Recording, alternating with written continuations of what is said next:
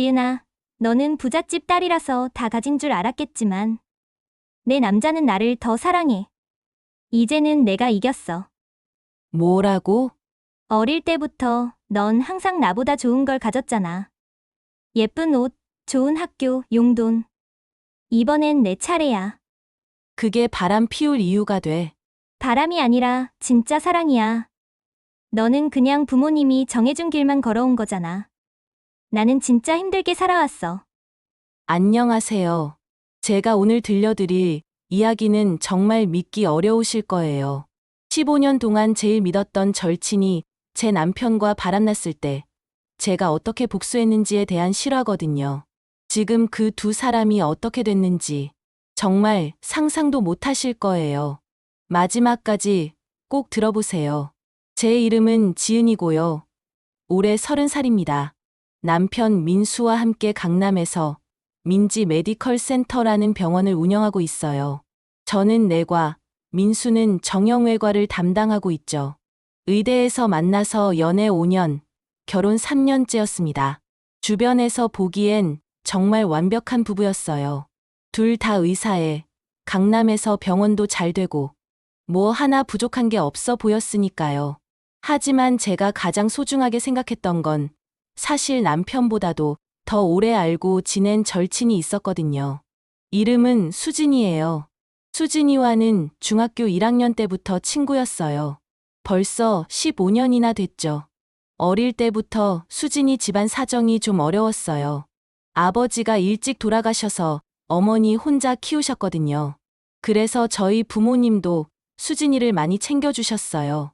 명절 때 용돈도 주시고 대학 등록금도 일부 도와주셨거든요. 수진이는 정말 우리 가족처럼 지냈어요. 제 방에서 자고, 같이 밥 먹고, 여행도 같이 다니고, 저도 수진이를 진짜 친동생처럼 아꼈어요. 그런데 되돌아보니까 수진이가 좀 이상한 면이 있었어요. 제가 예쁜 옷을 사면 똑같은 걸 사더라고요. 처음엔 취향이 비슷하구나 생각했는데 자세히 보니까 정말 똑같은 브랜드, 똑같은 색깔을 사는 거예요. 가방도, 신발도, 심지어 향수까지. 친구들이 너희 쌍둥이야? 라고 놀릴 정도였어요. 남자친구도 그랬어요. 제가 키 크고 마른 스타일의 남자친구를 사귀면 수진이도 비슷한 타입의 남자를 사귀더라고요. 제가 운동선수 출신 남자친구를 사귀면 수진이도 운동하는 남자를 찾고 정말 신기할 정도로 비슷한 스타일만 사귀었어요. 그리고 제가 다른 친구들과 노는 걸 좀 싫어했어요. 지은아, 왜 쟤들이랑 놀아? 우리끼리 놀면 안 돼, 라고 하면서 새치기를 하곤 했죠. 저는 워낙 성격이 둥글둥글해서 크게 개의치 않았어요. 어차피 수진이가 제일 오래된 친구니까 다른 친구들보다 우선시해주는 게 당연하다고 생각했거든요. 의대 진학할 때도 수진이가 정말 부러워했어요. 지은아, 넌 정말 좋겠다. 의사 되면 돈도 많이 벌고 좋은 남자도 만나고 이런 식으로 말했죠. 그때 저는 수진아, 너도 공부 열심히 해서 의대 가자라고 격려했는데 수진이는 내가 어떻게 의대를 가겠어. 돈도 없는데라고 하더라고요. 결국 저는 의대에 갔고 수진이는 인문계열 대학에 진학했어요. 하지만 여전히 우리는 친했어요. 대학교 4년 내내 자주 만났고 제가 의대 생활이 힘들 때마다 수진이가 많이 위로해줬거든요. 우리 지은이 진짜 대단해. 의사 되면 나도 자랑스러울 것 같아 라고 하면서요. 의대 6년 차 때 민수를 만났어요. 민수는 정형외과 전공이었고 저보다 2살 많았어요. 첫인상이 정말 좋았어요. 키도 크고 성격도 차분하고 무엇보다 환자들을 대하는 모습이 너무 따뜻했거든요. 처음엔 선후배 사이였는데 자연스럽게 연애로 발전했죠. 수진이에게 민수 얘기를 했을 때 반응이 좀 이상했어요. 어머, 의사끼리 만나는구나. 정말 금수저네라고 하면서 웃었는데 그 웃음이 좀 어색했거든요. 하지만 그땐 그냥 친구가 부러워하는 정도로 생각했어요. 민수와 사귄 지 2년 정도 됐을 때 수진이가 갑자기 의료기기 회사에 취직했어요. 지은아, 나도 의료계에서 일하게 됐어. 이제 우리 업계가 같네라고 하더라고요. 그때도 좀 의외였지만 수진이가 새로운 분야에 도전하는 것 같아서 응원했어요. 민수와 결혼 준비를 할 때 수진이가 정말 적극적으로 도와줬어요. 웨딩드레스 고르는 것부터 신혼집 인테리어까지 저보다 더 열심히 하더라고요. 지은아, 내 결혼식이 내 결혼식 같아. 정말 예쁘게 해줄게라고 하면서요. 그때는 정말 고마웠어요. 이런 친구가 또 어디 있겠나 싶었거든요.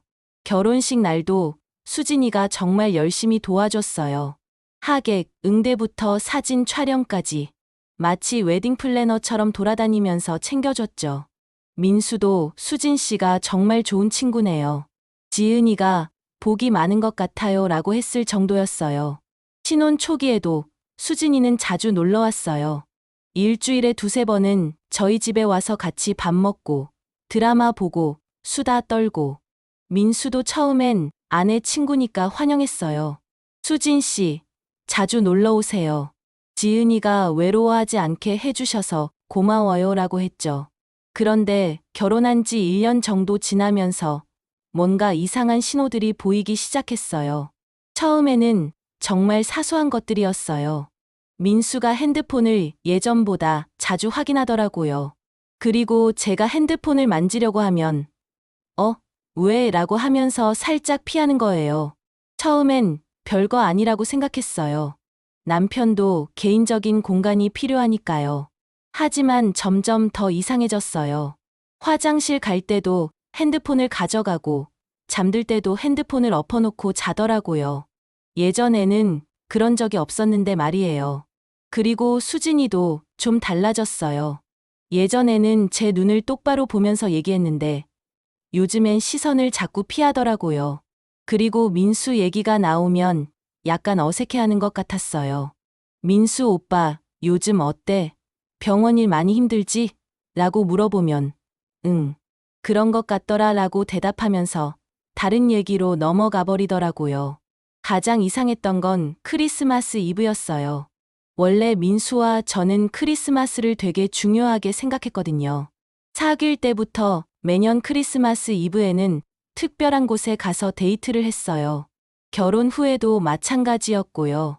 그런데 작년 크리스마스 이브에 민수가 갑자기 미안, 오늘 응급수술이 있어서 늦을 것 같아 라고 하더라고요. 정형외과에서 크리스마스 이브에 응급수술이 그렇게 많을까 싶었지만 의사 일이니까 어쩔 수 없다고 생각했어요. 그날 밤 11시가 넘어서야 민수가 들어왔어요. 정말 미안해. 수술이 예상보다 오래 걸렸어 라고 하면서요. 그런데 뭔가 이상했어요. 평소에 수술하고 오면 피곤해서 바로 씻고 자는데 그날은 핸드폰을 계속 확인하더라고요. 그리고 제가 수고했어. 내일 우리 크리스마스 데이트 하자라고 했을 때 민수 표정이 좀 어색했어요. 그 다음 날인 크리스마스에도 민수가 이상했어요. 선물도 준비 안 했고 평소보다 말이 없더라고요. 무슨 일 있어? 라고 물어봐도 아니야. 그냥 피곤해라고만 하고요. 그때부터 정말 이상하다는 생각이 들기 시작했어요. 새해가 지나고 1월쯤 되니까 더 심해졌어요. 민수가 저녁 약속이 부쩍 많아졌어요. 오늘 대학 동기들 만나. 오늘 병원 직원들과 회식. 오늘 세미나 참석해야 해.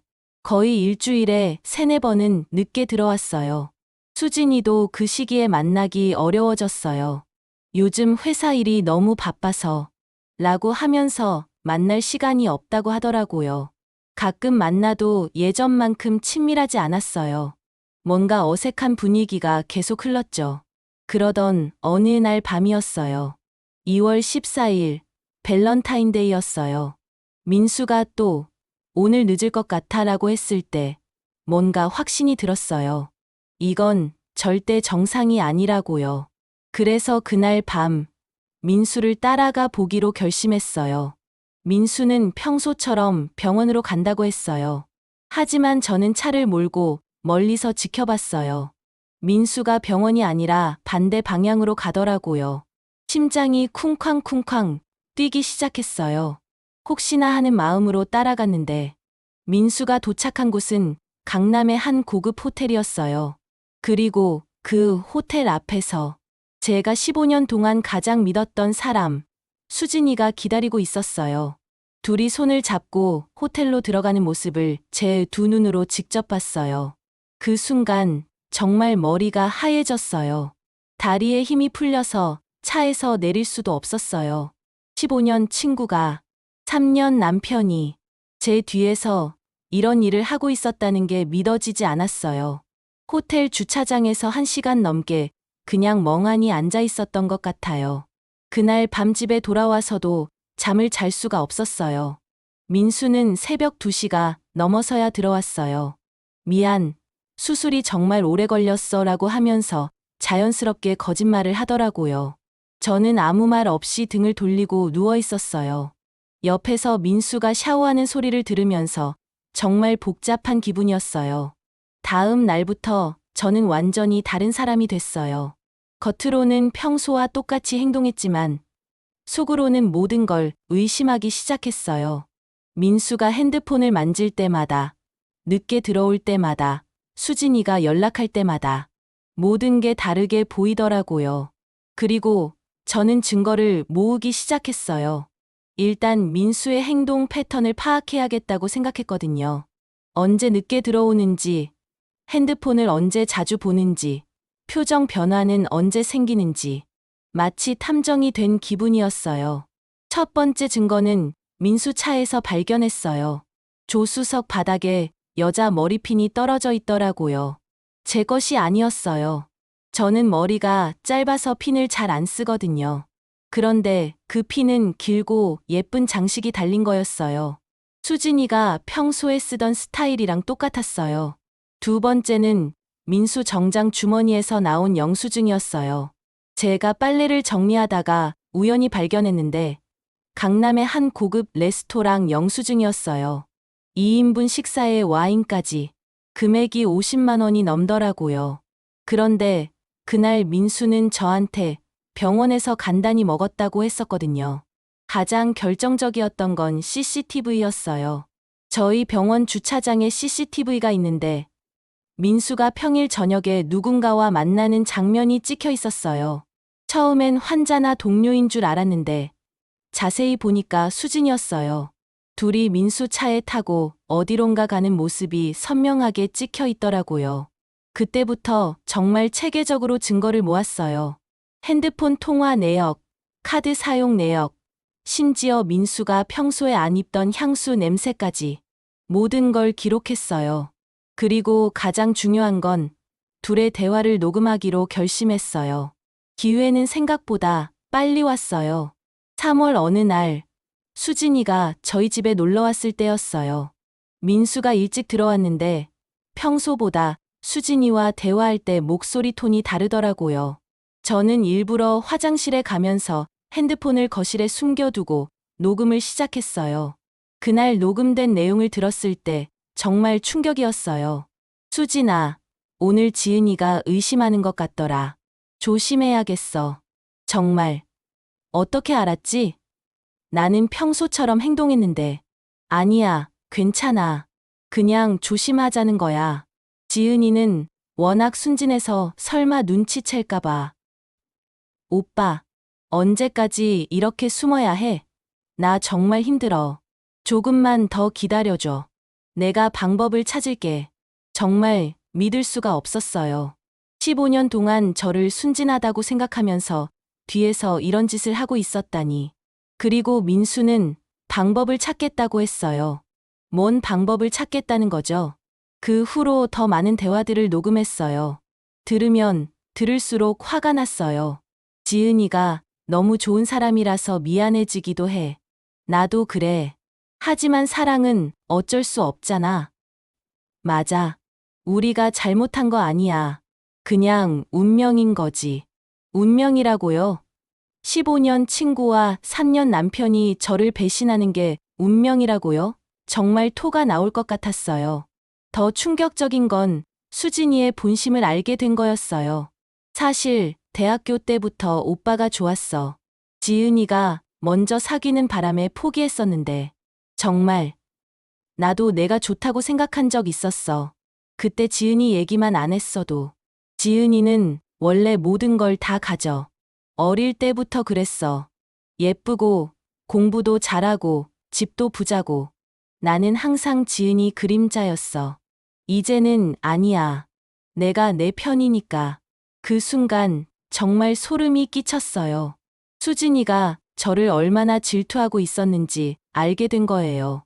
15년 동안 친구라고 생각했는데 사실은 저를 시기하고 질투하면서 기회만 노리고 있었던 거죠. 4월 초쯤 더 직접적인 증거를 발견했어요. 민수 자켓 안주머니에서 호텔 키카드가 나온 거예요. 그것도 저희가 신혼여행 갔던 호텔이랑 같은 체인이었어요. 정말 뻔뻔하다는 생각이 들었어요. 그리고 그날 밤 결정적인 순간이 왔어요. 민수가 샤워하는 사이에 핸드폰을 확인해 봤는데 수진이와의 문자 대화가 떠 있더라고요. 수진 오늘 너무 행복했어. 지은이는 모르겠지? 민수 당연하지. 우리만의 비밀이야.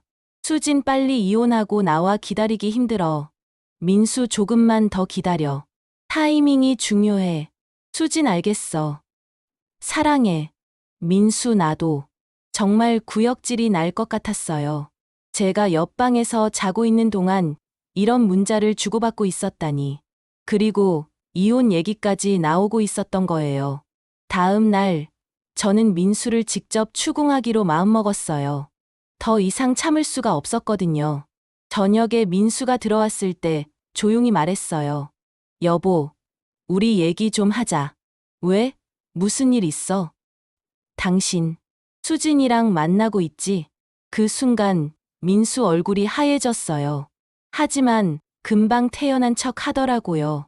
무슨 소리야? 수진이는 내 친구잖아. 거짓말하지 마. 나 다 알고 있어. 그때부터 민수가 태도를 바꾸더라고요. 처음엔 발뺌하다가 점점 당당해지기 시작했어요. 알고 있으면 어쩔 건데. 뭐라고? 지은아, 사실 할 말이 있었어. 우리 이혼하자. 정말 기가 막혔어요. 바람 피운 사람이 오히려 이혼을 요구하다니. 왜? 수진이 때문에? 그래. 나는 수진이를 사랑해. 미안하지만 이게 현실이야. 1년 동안 뒤에서 바람 피우고 있으면서 사랑이라고? 우리는 진짜 서로 사랑해. 너와는 다르게. 그때 수진이한테도 전화했어요. 바로 와서 얘기하자고. 수진이는 처음엔 무슨 일이야? 라고 했지만 제 목소리 톤을 듣고 눈치를 챈 것 같더라고요. 30분 후에 수진이가 저희 집에 왔어요. 셋이 앉아서 대화하는데 정말 기가 막힌 일이 벌어졌어요. 수진이가 오히려 저를 비웃기 시작한 거예요. 지은아, 미안해. 하지만 사랑은 어쩔 수 없잖아. 수진아, 15년 친구였는데 15년 친구였기 때문에 더 잘 아는 거야. 민수 오빠가 나랑 있을 때 얼마나 행복해하는지. 그리고 가장 충격적인 말을 하더라고요. 지은아, 너는 부잣집 딸이라서 다 가진 줄 알았겠지만 내 남자는 나를 더 사랑해. 이제 내가 이겼어. 뭐라고? 어릴 때부터 넌 항상 나보다 좋은 걸 가졌잖아. 예쁜 옷, 좋은 학교, 용돈. 이번엔 내 차례야. 그게 바람 피울 이유가 돼. 바람이 아니라 진짜 사랑이야. 너는 그냥 부모님이 정해준 길만 걸어온 거잖아. 나는 진짜 힘들게 살아왔어. 정말 할 말이 없었어요. 15년 동안 도와주고 챙겨준 친구가 저를 이렇게 생각하고 있었다니. 그때 민수가 또 충격적인 얘기를 했어요. 지은아, 사실 수진이가 임신했어. 뭐, 2개월 됐어. 그래서 우리 빨리 이혼해야 해. 수진이도 배를 쓰다듬으면서 말하더라고요. 지은아, 미안하지만 이 아이 아빠는 민수 오빠야. 우리 가족이 되는 거야. 아이까지 가졌으면서 미안하다고? 정말 미안해. 하지만 나도 행복할 권리가 있잖아. 민수 오빠는 나랑 있을 때 진짜 행복해해. 민수도 거들더라고요. 지은아, 미안해. 하지만 이게 현실이야. 나는 수진이 없으면 안 돼. 3년 동안 나랑 산 건 뭐였는데 그때는 몰랐어. 진짜 사랑이 뭔지. 수진이를 만나고 나서야 알았어. 정말 어이가 없었어요. 바람 피운 사람들이 오히려 진짜 사랑을 찾았다고 하면서 저를 비웃고 있었어요. 수진이가 마지막으로 한 말이 정말 충격적이었어요. 지은아, 어차피 너는 다른 좋은 사람 만날 수 있잖아. 의사에 예쁘고 집도 부자인데 나는 이게 마지막 기회일 수도 있어. 마지막 기회라고? 솔직히 말할게. 나는 어릴 때부터 너를 질투했어. 넌 태어날 때부터 모든 걸 다 가졌잖아. 나는 하나도 없었고, 이번만큼은 내가 이기고 싶었어. 그 순간 정말 모든 게 명확해졌어요. 수진이는 친구가 아니었어요. 15년 동안 저를 이용하면서 기회만 노리고 있었던 거예요. 그리고 민수도 마찬가지였고요. 그럼 이혼해 줄게. 정말? 대신 조건이 있어. 둘 다 놀란 표정을 지었어요. 아마 제가 순순히 포기할 줄 알았나 봐요. 무슨 조건? 나중에 알게 될 거야. 그날 밤, 저는 정말 오랫동안 생각했어요. 어떻게 하면 이 배신자들에게 제대로 된 대가를 치르게 할 수 있을까? 그리고 한 가지 깨달았어요. 저는 그들이 생각하는 것보다 훨씬 강한 사람이라는 걸. 그리고 제가 가진 게 얼마나 많은지, 잃으면 얼마나 아픈지 제대로 보여줘야겠다고 생각했어요. 복수는 그때부터 시작됐어요. 그날 밤부터 저는 완전히 다른 사람이 됐어요. 15년 동안 순진하다고 무시당했던 지은이는 이제 없었어요. 복수는 감정적으로 하는 게 아니라 치밀하게 계획해야 한다는 걸 알았거든요. 가장 먼저 한 일은 변호사를 만나는 거였어요. 제가 모은 모든 증거들을 들고 강남에서 가장 유명한 이혼 전문 변호사 사무실에 갔어요. 이 정도 증거면 이혼 소송에서 100% 승소할 수 있습니다. 위자료도 상당히 받을 수 있고요. 위자료는 얼마나 받을 수 있을까요? 녹음 파일과 불륜 증거가 이렇게 확실하면 최소 5억은 가능할 것 같습니다. 5억이라 민수가 평생 벌어도 갚기 힘든 돈이었어요. 하지만 이건 시작일 뿐이었어요. 그리고 상간녀에 대한 손해배상도 가능하죠.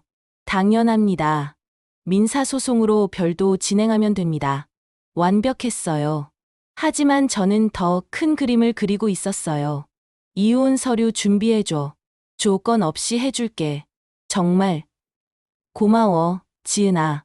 내가 이해해줘서. 대신 한 가지만 부탁할게. 병원 일은 이번 달까지만 마저 하고 나가줘. 환자들 때문에. 민수는 너무 쉽게 승낙했어요. 제가 순순히 포기할 줄 알았나 봐요. 바보 같은 남자였어요. 그 한 달 동안 저는 모든 걸 준비했어요. 먼저 병원 운영권부터 정리했어요. 사실 민지 메디컬 센터는 제 이름으로 등록된 병원이었어요. 민수는 단순히 고용된 의사였을 뿐이었죠. 제 친정 아버지가 결혼 선물로 해주신 거였거든요. 민수야, 병원 계약서 한번 확인해봐. 왜? 이혼하면 정리해야 할 게 있잖아. 민수가 계약서를 보더니 얼굴이 파래졌어요. 이게 내 이름이 아니네? 당연하지. 원래 내 병원이야. 당신은 그냥 월급 받고 일하는 직원이었어. 그럼 나는 이번 달 말로 계약 종료야. 당신이 이혼하자고 했으니까. 그제서야 민수가 상황을 파악한 것 같더라고요. 자기가 생각했던 것보다 잃을 게 훨씬 많다는 걸 깨달은 거죠. 지은아, 그건 너무 심한 거 아니야? 심해. 1년 동안 바람 피운 사람이 무슨 소리야? 그래도 3년 동안 같이 일했잖아. 그 3년 동안 나는 당신을 믿었어. 하지만 당신은 뭘 했지? 민수가 더 이상 할 말이 없어 하더라고요. 다음은 수진이 차례였어요. 수진이가 다니는 의료기기 회사에 익명으로 제보를 했어요. 기혼 의사와 불륜 관계를 맺고 있다고요. 물론 증거도 함께 보냈죠. 일주일 후에 수진이한테서 울면서 전화가 왔어요. 지은아, 회사에서 잘렸어. 왜? 누군가 익명으로 제보를 했대. 나랑 민수 오빠 사진이랑 녹음 파일까지. 그래서? 지은아, 설마 내가? 나? 왜 내가 그런 일을 하겠어? 그럼 누가? 수진아, 세상에는 정의로운 사람들이 많아. 불륜을 못 보는 사람들 말이야. 수진이가 울면서 사정하더라고요. 지은아, 도와줘. 나 임신했는데 직장까지 잃으면 어떻게 살아? 그건 민수 오빠와 상의해봐. 이제 민수 오빠가 당신 남편이 될 사람이잖아. 전화를 끊고 나서 정말 속이 시원했어요. 하지만 이건 시작일 뿐이었어요. 본격적인 법적 대응을 시작했어요. 이혼 소송과 동시에 민수에게는 위자료 청구, 수진이에게는 상간녀 손해배상을 청구했어요. 민수와 수진이가 법원 출석 통지서를 받았을 때 표정이 정말 볼만했어요. 지은아, 이건 너무 심한 거 아니야? 우리가 이혼해주겠다고 했잖아. 이혼은 이혼이고 책임은 책임이야. 당신들이 한 일에 대한 대가를 치러야지. 얼마나 청구한 거야? 당신한테는 위자료 5억, 수진이한테는 손해배상 2억, 7억. 그렇게 많은 돈을 어떻게 마련해? 그건 당신들 문제야. 당신들이 바람 피울 때 생각했어야지. 하지만 진짜 복수는 따로 있었어요. 저는 의사 커뮤니티에 민수의 신상과 함께 불륜 사실을 퍼뜨리기 시작했어요. 물론 직접적으로 하지는 않았어요. 복수는 흔적을 남기면 안 되거든요. 먼저 민수와 같은 대학 출신 의사들에게 익명의 제보가 들어갔어요. 민수가 환자 가족과 불륜을 저질렀다는 내용이었죠. 물론 거짓말이었지만 수진이가 의료기기 회사에 다니니까 환자 가족으로 만났을 가능성이 충분했거든요. 일주일 만에 의사 커뮤니티에서 민수 이야기가 돌기 시작했어요. 강남의 어떤 정형외과 의사가 환자 가족과 바람을 피워서 이혼했다더라는 소문이 퍼졌죠. 민수가 새로운 병원에 이력서를 넣기 시작했는데 면접에서 계속 떨어지더라고요. 소문이 이미 퍼져 있었던 거예요. 지은아, 내가 어디에 이력서를 내도 연락이 안 와. 그래서? 혹시 내가 뭔가 했어? 내가 뭘 했겠어? 당신 실력이 부족한 거 아니야? 그런 게 아니야. 분명히 누군가 내 뒷담화를 하고 있어. 민수야, 세상은 생각보다 좁아. 특히 의사 사회는 더 좁고, 당신이 한 일이 알려지는 건 당연한 거야. 민수가 점점 초조해 하더라고요. 강남에서는 아예 취업이 불가능해졌고, 서울 다른 지역도 마찬가지였어요. 한 달 후, 민수가 찾아와서 무릎을 꿇더라고요. 지은아, 제발, 용서해줘. 갑자기 왜 이래? 내가 잘못했어. 정말 잘못했어. 수진이랑 헤어질게. 왜? 진짜 사랑이라며? 그게 수진이가 임신한 건 거짓말이었어. 뭐라고? 수진이가 나랑 결혼하려고 거짓말한 거였어. 임신한 척 했던 거야. 정말 기가 막혔어요. 수진이가 임신까지 거짓말했다니. 그럼 지금까지 뭐였어? 나도 속았어. 수진이가 병원에서 가짜 임신 확인서까지 만들어 왔거든. 그래서? 지은아, 다시 시작하자. 내가 정말 잘못했어. 하지만 이미 늦었어요. 저는 이미 다른 계획을 세우고 있었거든요. 안 돼. 이미 끝났어. 제발, 당신이 수진이한테 속았다고. 그럼 나한테 한 일은 뭐야? 1년 동안 나를 속인 건 뭐야? 그건. 그리고 수진이가 거짓말했다고 해서 당신이 한 바람이 없어지는 건 아니야. 민수가 울면서 사정했지만 저는 마음을 바꾸지 않았어요. 수진이는 더 처참했어요. 직장도 잃고 민수도 잃고 임신 거짓말까지 들통나서 완전히 고립됐어요. 저한테 와서 울면서 빌더라고요. 지은아, 미안해. 정말 미안해. 내가 너무 질투가 나서. 15년 동안 나를 이용한 것도 질투 때문이야. 그게 아니라, 수진아, 나는 15년 동안 너를 진짜 친구라고 생각했어. 가족처럼 생각했어. 그런데 너는 나를 경쟁 상대로만 봤잖아. 지은아, 이제 와서 미안하다고? 너무 늦었어. 6개월 후 법원에서 판결이 났어요. 이혼 승소, 위자료 4억 8천만 원. 수진이한테는 손해배상 1억 8천만 원이었어요. 거의 7억에 가까운 돈이었어요. 하지만 민수와 수진이는 그 돈을 낼 수 없었어요. 민수는 서울에서 취업이 안 돼서 결국 지방으로 내려갔어요. 작은 병원에서 겨우 일자리를 구했는데 월급이 서울의 절반도 안 됐어요. 수진이는 더 비참했어요. 의료업계에서 완전히 퇴출당했고 다른 회사들도 불륜 전력 때문에 채용을 꺼렸어요. 결국 편의점 아르바이트를 하게 됐다는 소식을 들었어요. 민수와 수진이는 서로를 원망하기 시작했어요. 민수는 수진이 때문에 인생이 망가졌다고 했고 수진이는 민수가 책임져 주지 않는다고 불만을 털어놨어요. 둘이 지방에서 동거를 시작했는데 매일 싸우고 있다는 얘기가 들려왔어요. 경제적 압박과 서로에 대한 원망 때문에 관계가 완전히 파탄났다고 하더라고요. 1년 후 민수가 마지막으로 연락을 해왔어요.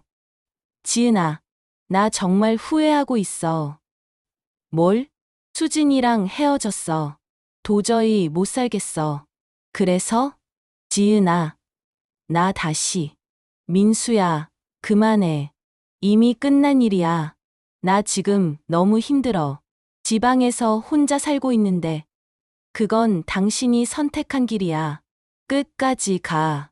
전화를 끊고 나서 정말 후련했어요. 저는 이혼 확정 6개월 후에 정말 좋은 분을 만났어요. 대학병원 외과 교수님이신데 정말 따뜻하고 신뢰할 수 있는 분이에요. 제 과거를 다 알고도 이해해 주시고 저를 정말 소중하게 대해 주세요. 지금은 재혼해서 정말 행복하게 살고 있어요. 병원도 더 크게 확장했고 새 남편과 함께 의료진도 늘렸어요. 예전보다 훨씬 더 성공적으로 운영되고 있어요. 가끔 민수와 수진이 소식이 들려와요. 민수는 아직도 지방에서 힘들게 살고 있고 수진이는 서울로 다시 올라와서 여전히 아르바이트를 하고 있다고 해요. 둘 다 새로운 사람을 만나려고 하지만 과거 때문에 쉽지 않다고 하더라고요. 솔직히 말하면 더 이상 관심도 없어요. 그들이 어떻게 살든 상관없어요. 다만 한 가지는 확실해졌어요. 진짜 사랑이 뭔지, 진짜 친구가 뭔지 이제는 알겠어요. 여러분들도 조심하세요. 가장 가까운 곳에 가장 위험한 사람이 있을 수 있어요. 15년 친구라고 해서 3년 남편이라고 해서 무조건 믿으면 안 돼요. 사람은 언제든 변할 수 있고 특히 욕심이 생기면 어떻게 변할지 모르거든요. 그리고 만약 저처럼 배신당하는 일이 생긴다면 감정적으로 대응하지 마세요. 차분하게 증거를 모으고 법적으로 대응하세요. 그래야 진짜 정의를 실현할 수 있어요. 복수는 뜨거운 마음으로 하는 게 아니라 차가운 머리로 하는 거예요. 그래야 완벽한 복수가 가능해요. 제 이야기가 도움이 되셨길 바라요. 비슷한 경험이 있으신 분들은 댓글로 공유해 주세요. 그리고 구독과 좋아요도 잊지 마세요.